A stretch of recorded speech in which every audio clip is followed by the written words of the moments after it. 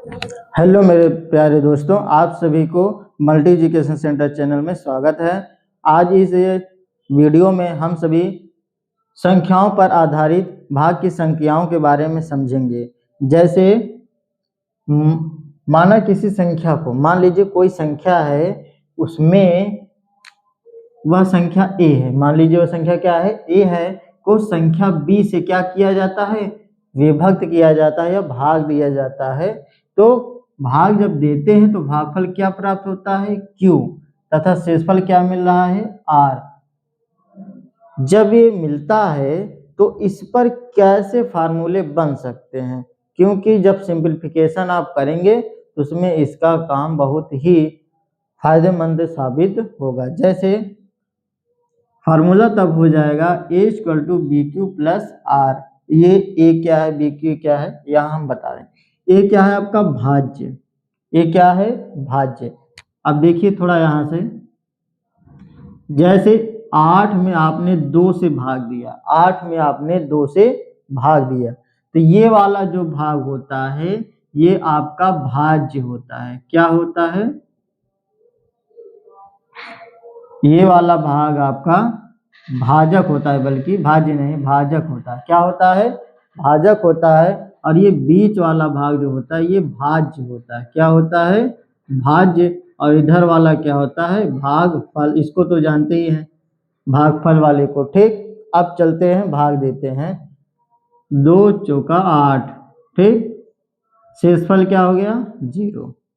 शेषफल क्या प्राप्त हुआ, 0। तो ये आपका भागफल, ये हो गया शेषफल। तो इसी पे आधारित एक फार्मूला बन जाता है कि भाज्य बराबर भाजक इंटू भागफल प्लस शेषफल।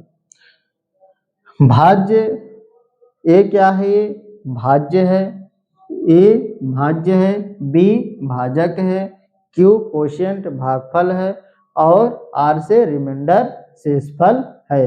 अब इन पे आधारित थोड़ा सा क्वेश्चन उदाहरण समझते हैं।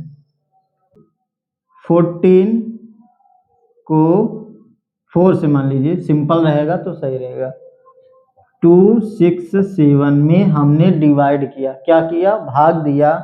तो 4 6 जा 24 और 4 6 जा 24। 7 में से 4 गया, 3 बचा। 7 में से 4 गया, 3 बचा। ठीक, अब ये क्या है, भाजक है, ये क्या है, भाजक है। अब ये है भाज्य और ये है भागफल। क्या है, भागफल। ये क्या है, भागफल, और ये है शेषफल। शेषफल मीन्स रिमाइंडर ना, ये हो गया शेषफल।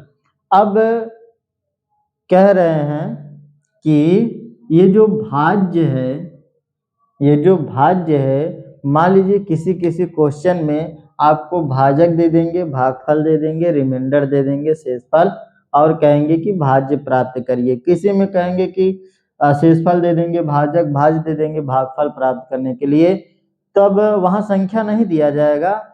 हाँ, ये तीनों सेक्शन या 2 सेक्शन दिया जाएगा, जिससे आपको उस तीसरे या चौथे वालों को क्या करना होगा, पता करना होगा। तो ये जो हमने भाग किया है, आइए इसको वेरीफाई करते हैं, क्या ये सही है कि नहीं सही। तो हमने फार्मूला भी पढ़ा, भाज्य बराबर भाजक इंटू भागफल प्लस शेषफल। क्या है, शेषफल।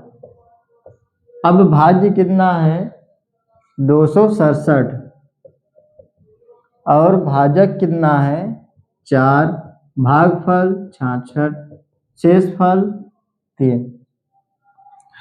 यदि भाज्य के बराबर ये पूरा सेक्शन आ गया तो हमारा क्या है, क्वेश्चन सही है। इसे उत्तर की जांच भी कहते हैं भाग का।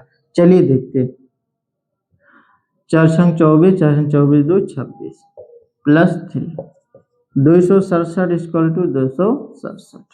ये देखेंगे तो दोनों लेफ्ट हैंड साइड और राइट हैंड साइड दोनों क्या हो गए, इक्वल हो गए। तो इस तरीके से हम उन सभी संख्याओं को क्या कर सकते हैं, सॉल्व कर सकते हैं।